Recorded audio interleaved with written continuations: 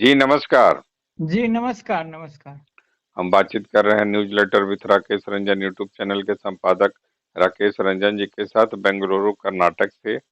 अभी तक जो भी आईआईटी बाबा अभय सिंह ग्रेवाल को लेकर चल रहा है और लगातार वो जिस रूप में भी महाकुंभ में जमे हुए हैं, निकलने की भी उनकी बात है या जिस रूप में भी वो कहीं जाएंगे तो नए सिरे से अपनी जो एक बिल माने फ्री बिल, एक अंग्रेजी में एक टर्म आता है। एक तो टर्म आता है कि बिल पावर मतलब साइकोलॉजिकल टर्म हो गया कि अब बिल पावर से आप कुछ भी कर सकते हैं अगर आपका स्ट्रांग बिल पावर है। तो मान लेते हैं कि बिल पावर इनके पास भी है, ध्रुव राठी के पास भी है एक बिल पावर बाजार के माध्यम से। बिल पावर आपने कल जो एक बातचीत में व्यक्त किया था कि 2 4 5 करोड़ जो मिलियन जो उनके व्यूअर्स हैं वो उनके बिल पावर हो सकते हैं, जो उनके लिए सही गलत जो भी करते हैं उनको लगता है कि जी वो जजमेंटल है। दूसरी तरफ ये बिल पावर इनके एक बाबा हैं कि ये इतना ही इनके पास गहरा ज्ञान है कि सब कुछ पर थोड़ा थाक जानते हैं और जो सामान्य ज्ञान वाले लोग हैं उससे बेहतर जानते हैं, यह भी लग रहा है। लेकिन क्या इस बिल पावर का कोई अंत है कि नहीं? ये ध्रुव राठी को ही लेकर हम चलें और आईआईटियन बाबा को लेकर चलें, और क्या इस बिल पावर में मान लीजिए लेनिन ने जो न काम किया था रूस के लिए शुरुआती दिनों में, जिसका भी आपने उदाहरण दिया था कि जारशाही के खिलाफ वो लड़ रहे थे, अब बाद में उसके उनके क्रांति को विफल करने में भी यही जारशाही के समर्थक लोग थे जिसको कहा गया कि स्टालिन हो चाहे लेनिन ने उनके साथ अत्याचार किया। जी। देखिए, इच्छा शक्ति की जो बातें होती है, देखिए बहुत सामान्य है। वो तो बहुत बाबा है तो भाई वो बाबा है, बाबा तो उनकी दुनिया अलग, उनकी पहुंच अलग है। उतना स्तर तक हो सकता है, मेरा सोच नहीं है। और ध्रुव राठी भी बड़े इन्फ्लुएंसर हैं तो बड़े लोग हैं, लेकिन हम लोग को जो सामान्य नागरिक के हिसाब से, सामान्य नहीं, ये नागरिक के यहीं हिसाब। पर छोटा छोटा छोटा सा कि आप इन्फ्लुएंसर जो हम लोग समझते हैं, तो इन इन्फ्लुएंसर जो होते हैं जिनको प्रभावित करते हैं, क्या वो सही में वो प्रभावित हो जाते हैं और उसका कुछ कहा जा सकता है कि उसका कुछ रिजल्ट भी आता है, या फिर यूं ही बस प्रभावित होते हैं और बस देखने और सुनने भर के लिए प्रभावित हो जाते हैं? जी। नहीं, हम तो अगर हम वही वही कह रहे हैं ना कि वो ऐसा नहीं है कि आप इन्फ्लुएंसर माने व्यूअर्स व्यूअर्स को की संख्या गिन करके और सब्सक्राइबर की संख्या गिन करके आप अपने को इन्फ्लुएंसर इन्फ्लुएंसर शब्द का वहाँ इस्तेमाल। इन्फ्लुएंसर क्या हुआ कि आप जो कोई बात कह रहे हैं तो सुनने वाले उन बातों को आत्मसात भी कर रहे हैं। एक आप जनमानस का भी निर्माण कर रहे हैं उस तरीके से। लेकिन इन लोगों के साथ क्या क्या बातें हो रही है, नहीं हो रही है। आज एक व्यूअर्स आप देखे ना कि कौन लड़की आ गई कुंभ मेला में, वो क्या बेचने वाली, क्या माला वगैरह बेचती थी। उसके कित मोनालिसा। उसके कितने व्यूअर करोड़ों हो गए, तमाम हो गए, और क्या क्या चर्चा हो गई, ये पूरा विख्यात हो गई सोशल मीडिया में। अब उनको भी हम इन्फ्लुएंसर मान लें व्यूअर्स की संख्या के हिसाब से, कि भाई अब वो कहाँ जाके हैं, एक पर एक लोग हैं यहाँ देश देश में ही है। और तो कुछ ग्लोबल प्लेटफॉर्म है तो वहाँ बातें होती है। लेकिन आप जो कर रहे हैं ना बिल पावर वाली बात, तो वही है कि बिल पावर जो है, अब कहावत है ना कि देश काल परिस्थिति के हिसाब से भी बहुत फैसले लेने पड़ते हैं, मजबूरी होती है आदमी की। आप सीधे लकीर के फकीर भी नहीं बन सकते हैं। तो आप ये जो बिल पावर वाली बात है, तो आप देखते हैं ना कि ध्रुव राठी के बारे में जो मैंने चर्चा की, कि उनको अगर इस बात का गुमान हो गया कि हम इन्फ्लुएंसर हैं, इन्फ्लुएंसर शब्द का हम इसलिए इस्तेमाल करें जो वहाँ टर्म में आता है, इसलिए कह रहे हैं। लेकिन इसका जो शाब्दिक अर्थ और जिस रूप में है उसका वहाँ प्रभावी नहीं होता है, इसलिए इस शब्द से हम नहीं इत्तेफाक रखते हैं। लेकिन जो वहाँ जो शब्द चलता है, तो जो देखते हैं कि उनका व्यूअर्स है, उनका सब्सक्राइबर है, तो जब उनकी बातें जो है, जब वो कहीं से इस तरीके से लगने लगते हैं कि भाई अब हमारे इतने फॉलोअर्स हो गए और इतने लोग हमारी बात सुन रहे हैं, तब फिर जो उनका अवतार होता है, वो जो अवतार होता है ना, वो अति आत्मविश्वास वाला अवतार। और कि नहीं, अब हम कहीं किसी को, मतलब एक हमारा एक कुनबा है, एक समूह है, और इसको हम अपने हिसाब से गाइड कर सकते हैं। अब हम इसको अपनी बात सुना करके प्रभावित कर सकते हैं? जो कहेंगे वह सुनने के लिए वह जो है बाध्य होगा। बाध्य इस रूप में कि चूंकि अब वह हमारे माने क्या विचारों को आत्मसात कर चुका है, और मति भ्रम भी उसको कह लीजिए, हम इस तरह से कह रहे हैं कि अब वो कहीं नहीं है, अब वो मेरे पास वो बंधा हुआ है। तो इस रूप में तो आप देखे होंगे ना कि ध्रुव राठी का जो हम लोगों ने चर्चा की कि उन्होंने मार्क्सवाद के बारे में जो कह दिया, उसके अलावे आप देखे होंगे कि अभी हाल में जो महाराष्ट्र के चुनाव हो रहे थे, उस समय ही उन्होंने किस तरीके से आया था, कहा था कि तमाम पार्टियां भाजपा के खिलाफ, नरेंद्र मोदी के नीतियों के खिलाफ एकजुट होइए, पूरी ताकत लाइए, एक समूह बनाएंगे, क्या करेंगे। अरे भैया, एक नागरिक के रूप में, और आप ठीक है कि सोशल मीडिया पर ही हैं, एक ताकत है, तमाम चीजें, उसके रूप में आप अपनी भूमिका तय करेंगे। आप अगर सियासत को प्रभावित करने के लिए खड़े हो रहे हैं, लोकतंत्र में एक नागरिक की क्या भूमिका है? एक नागरिक की यही भूमिका है कि वह कभी चौराहे पर खड़े होकर के एक दूसरे को नहीं कहता है कि भैया तुम उसको वोट दे देना, उसको दे देना। यहाँ गुप्त मतदान की व्यवस्था इसीलिए बनी हुई है भारत में कि भैया आप सुनिए सबका, आपस में चर्चा भी कर लीजिए, सुनिए गुनिए, और जाके अपना जिसको चुपचाप वोट देना है दे आइए। क्योंकि चुनाव हो जाएगा तो जो प्रतिनिधि चुना जाएगा वो सबका होगा, उसको यह पता नहीं है कि किसने वोट दिया है नहीं दिया है। और आप एक विश्लेषक के रूप में, आप तथा कथित पत्रकार के रूप में, तथा कथित इन्फ्लुएंसर के रूप में आप आ जाते हैं, एक तरह से कहीं आप जनमानस तैयार करने लगते हैं, किसी के खिलाफ गोलबंदी करते रहते, तो आपकी तटस्थता का सवाल तो बनता है ना। तो बातें वहां हो जाती है। क्या नरेंद्र मोदी आखिर आज के तारीख में जो लोकतंत्र का जो तरीका है, जो सोचने का तरीका है, जो उसकी अवधारणा है, क्या है? बहुमत जिसका साथ होगा। तो आज के तारीख में अगर नरेंद्र मोदी प्रधानमंत्री हैं तो बेशक बहुमत उनके साथ है, और बहुमत अगर उनके साथ है तो इस बात को आप कैसे खारिज कर सकते हैं कि देश उनको अस्वीकार कर रहा है? देश अगर अस्वीकार करेगा तो उनको घर बैठाएगा ना। कि देश में पूर्व प्रधानमंत्री है ना, अभी भी जिंदा है ना, जो कहाँ है, कचरा उनको रोज जानते हैं, बड़े देवगौड़ा जी कहाँ हैं, रोज अखबार के किसी कोने में आप देख भी लेते हैं नाम। तो तरीका है ना उसका करने का। तो यह है बातें जी। न ये आप अगर उस रूप में देख रहे हैं, हम ये कह रहे हैं कि आप लेनिन को या मार्क्सवाद को सीधे इनकार कर रहे हैं। कार्ल मार्क्स ने कब थ्योरी दी थी? कार्ल मार्क्स ने उस समय यह अपना सिद्धांत दिया था या अपनी व्याख्या दी थी जिस समय पूरी दुनिया में एक पूंजीवाद का बहुत ही भयानक रूप जिसको कहा जा सकता है। हम उसमें समझिए कि आप चूंकि कम्युनिस्ट बैकग्राउंड से हैं, चीजों को समझते हैं, आपके घर परिवार में भी वो बैकग्राउंड रहा था। कल आपने एक बातचीत में बताया भी था, जो कार्ल मार्क्स को लेकर और ध्रुव राठी को लेकर आपने बातचीत की थी, कि उसमें कहीं ना कहीं उन्होंने एक हल्का सा भी अगर स्टॉप या प्रश्नवाचक चिन्ह भी लगाया था कि जहां पूंजीवाद को लेकर पूरी दुनिया में जिस तरह से हवा एकदम बहाई जा रही थी, लोगों को रौंदा जा रहा था, व्यवस्थाएं सभ्यताएं रौंदी जा रही थी, उसकी चपेट में भारत भी था। वैसे समय में एक कार्ल मार्क्स के बताए सिद्धांत पर चल के कोई लेनिन पैदा होते हैं। आप सीधे उसको एकदम खारिज कर रहे हैं, और जबकि आप जो खेल खेल रहे हैं वो अभी एक पूंजीवाद का हिस्सा है। तो इतना भी बाइफरकेट या डिवीजन आप अपने थॉट प्रोसेस में नहीं करते हैं। और जो ये जो आईआईटीएन बाबा हैं, कि आप कह रहे हैं कि हम अपने व्यक्तित्व का अगर अब व्यक्तित्वांतर कर रहे हैं, उसको एकदम मैंने एकदम चेंज करना चाहते हैं, तो एकदम वैल्यूलेस हो जाना।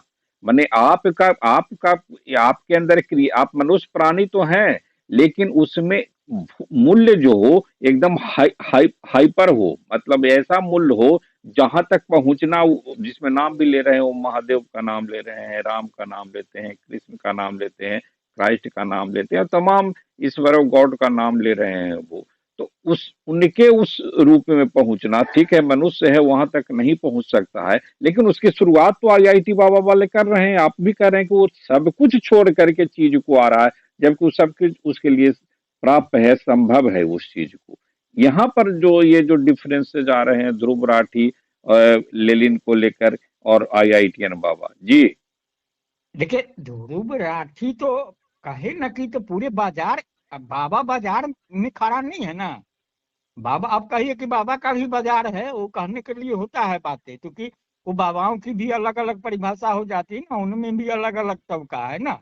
अब जो लाखों रुपया लेकर के जाते हैं, प्रवचन करते हैं और कहते हैं सब दुनिया मोह माया है, वो अलग बातें हैं। लेकिन जहाँ याकियन बाबा जिस जगह खड़ा है और वहां से ध्रुव राठी की तुलना करिएगा, तो ध्रुव राठी तो विशुद्ध बाजार के आदमी है ना। आप अगर मार्क्स की और लेनिन की आलोचना करते हैं तो देखिए कि मार्क्स कब के हैं, वो इतिहास के पन्ने में है।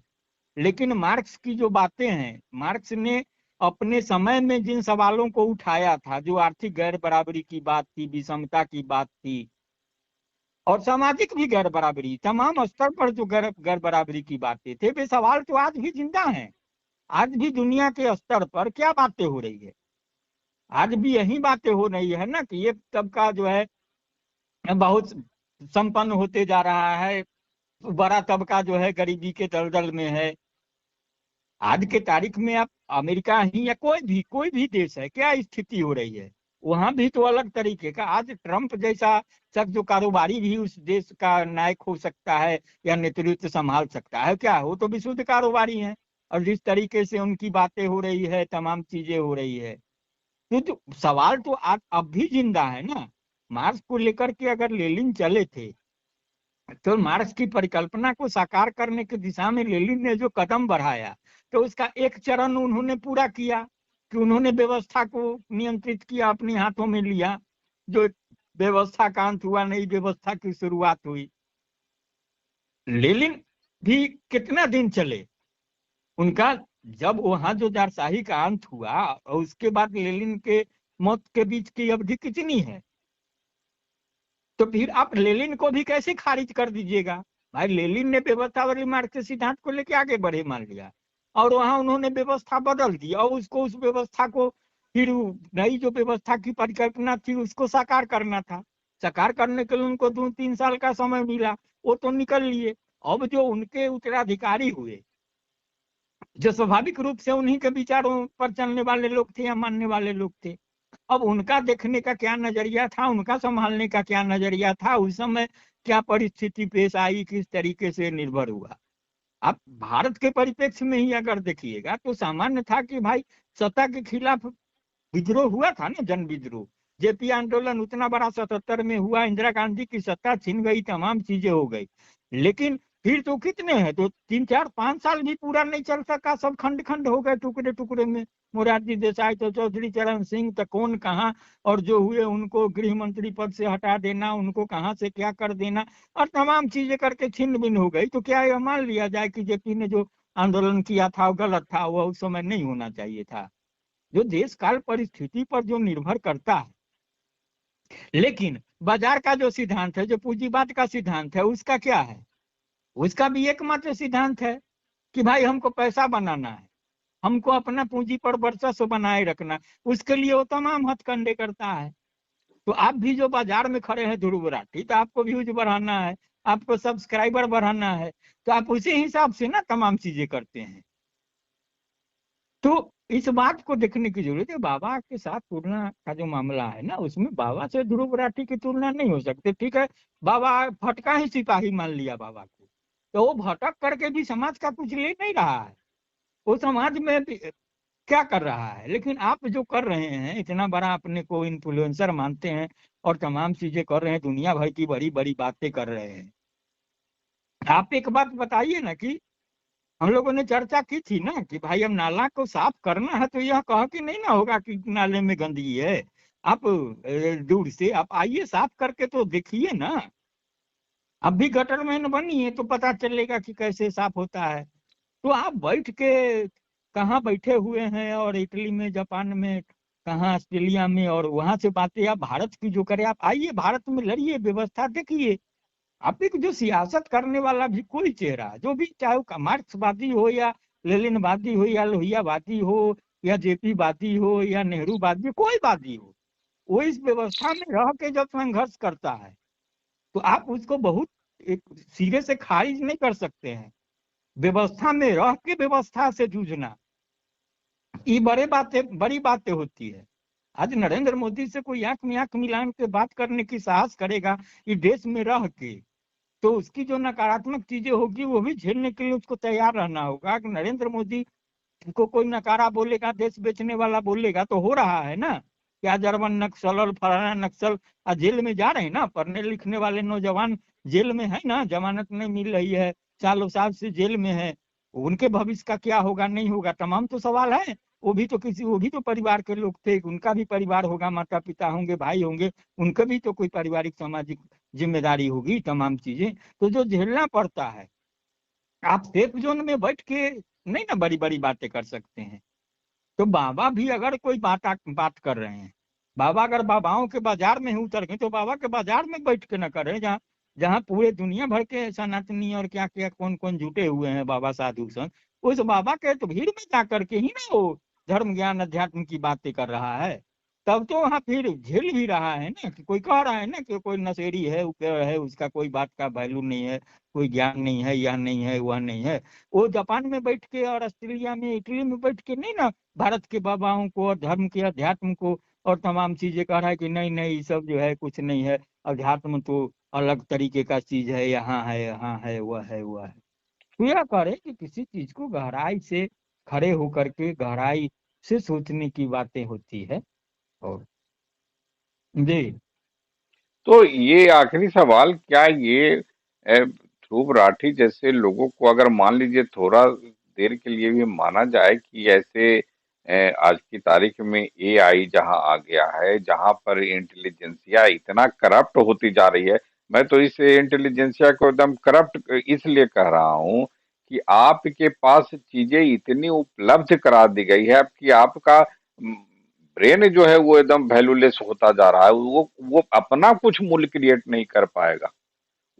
उस मूल्य में आप ऐसी कोई चीज है जो नेचुरल चीज है, नेचुरल जस्टिस जिसको हम लोग कहते हैं, वो तो कमोडिटी सब तय कर दे रहा है वो। तो ऐसे में अगर ध्रुव राठी जैसे लोग को अगर समझना है, बाबा को तो खैर वो क्या समझेंगे, क्योंकि बाबा उन्हीं फील्ड के आदमी हैं। और बाबा उन सारी चीजों को लात मार के यहाँ तक आ गए हैं जो ध्रुव राठी जिसको एंजॉय कर रहे हैं, निश्चित तौर पर कहीं काम करते हुए वो काम कर रहे हैं जो इन्फ्लुएंसर का और जो करोड़ों सब्सक्राइबर का काम कर रहे हैं। वो तो सिर्फ यही काम नहीं कर रहे हैं, कुछ न कुछ गए होंगे तो नौकरी के माध्यम से ही गए होंगे। बाबा उन सबको लात मार करके, तो क्या ध्रुव राठी जैसे लोगों को, क्योंकि अगर नई पीढ़ी उनकी चपेट में है या उनको सुनते हैं या समझते हैं या प्रभावित होते हैं, नए सिरे से इन लोग को कार्ल मार्क्स को भी पढ़ना चाहिए और उसके आधार पर लेनिन को समझने के लिए और परिस्थितियों को समझ लेने के लिए थोड़ा सा कम से कम मानसिक विस्तार करना चाहिए, अपना स्व विकास करना चाहिए। जी। देखिए, बहुत सामान्य सिद्धांत है कि इतिहास जो है, कहता है ना कि इतिहास क्या है। अब इतिहास से आप क्या सीखना लेना चाहते हैं। इतिहास में भी अच्छी बुरी चीजें हैं। आज के तारीख में ही जो भी चीजें हो रही है, एक तरफ बाबाओं का समूह है, एक तरफ चोरों का समूह है, एक तरफ तथाकथित देश बेचने वालों का समूह है, एक तरफ तथाकथित देशभक्तों का समूह है।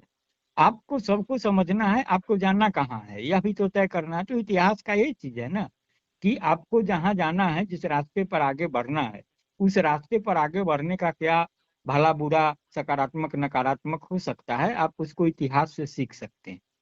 यही जो द्वंद्व है ना, जो पूंजीवाद और समाजवाद और मार्क्सवाद का जो आपसी द्वंद्व है आज के तारीख में, या इस धर्म पर भी होते हैं, धर्म और विज्ञान में होने लगता है ना, जो उसका सैद्धांतिक मतभेद की बातें हो जाती है, कि जहाँ विज्ञान की बात होगी वहां धर्म की बातें नहीं हो सकती। एक एक वर्ग है यह कहता है, एक कहता है कि नहीं भाई, धर्म और विज्ञान को अलग अलग करके क्या नहीं, दिखेगा। उसमें भी उसमें एक छोटा सा ये कर रहा हूँ, सवाल ही कर रहा हूँ कि उसमें भी कहा गया कि दुनिया में जितने भी विज्ञान हुए हैं अब तक, वो जितने भी फिलोसफर भी दुनिया के हुए हैं, जो आप जितने इमैनुअल कांट के पहले भी देकार्त वगैरह को भी लीजिए, या फिर अगर मान लीजिए कि ग्रीस की परंपरा के भी लीजिए, सुकरात, प्लेटो और अरस्तू, ये तीनों को लीजिए, उसके बाद जो देकार्त से जितने भी हैं, चाहे वो कांट हो, चाहे वो रूसो हो, वोल्टेयर हो, या जितने भी वहाँ की प्रक्रिया हो, उसमें हेगेल है, शोपेनहावर है, कार्ल मार्क्स हैं, तमाम लोग इस बात को मानते हैं कि कहीं न कहीं तो आर्ट उसको जिसको हम लोग कह देते हैं, आर्ट की अहम भूमिका होती है, जिसको हम लोग कह देते हैं कि नहीं विज्ञान। अगर विदाउट कोई आप कल्प इमेजिनेशन के विज्ञान की भी उत्पत्ति नहीं हो सकती है। जी। नहीं नहीं, अरे आप और देखिए। आपने कल कहा भी था कि कल एक बातचीत में कि कल पहले कल्पना ही तो सत्य है, कल्पना से ही तो आप सत्य सत्य तक पहुंचते हैं।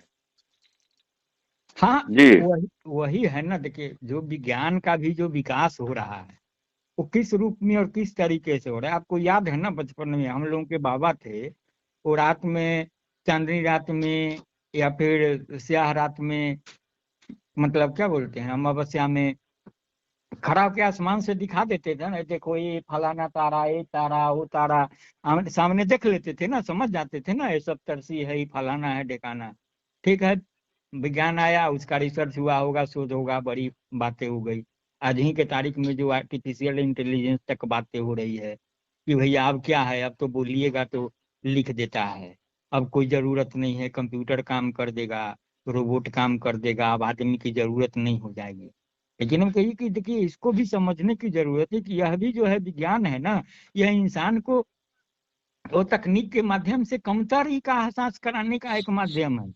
हम इस रूप में समझते हैं कि आप, ठीक है कि कह दिया कि अब आपको कलम की जरूरत नहीं है, तो कलम की जरूरत नहीं हो गई, कंप्यूटर आ गया, तो हाथ की जरूरत तो है ही है ना।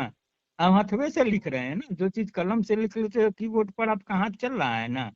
अब का एआई ही आ गया, कोई तस्वीर बना देगा तो आपसे पूछता है ना कि कैसा तस्वीर चाहिए, लाल रंग का चाहिए, पीला का चाहिए, कैसा बैकग्राउंड चाहिए, बताना पड़ता है ना।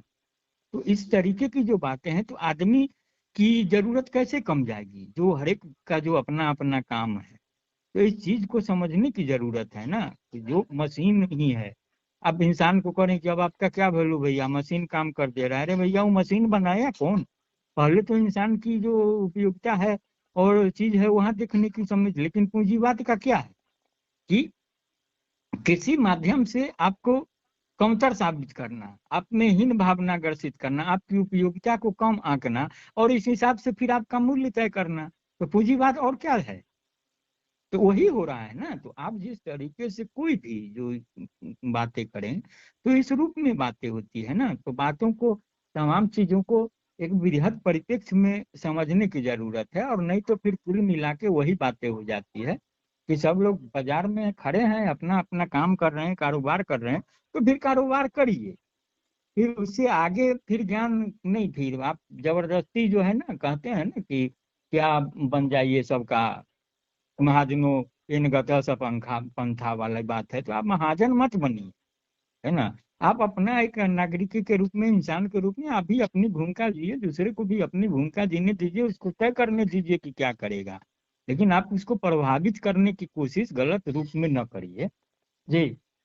बातचीत के लिए आपका आभार। नमस्कार। जी नमस्कार।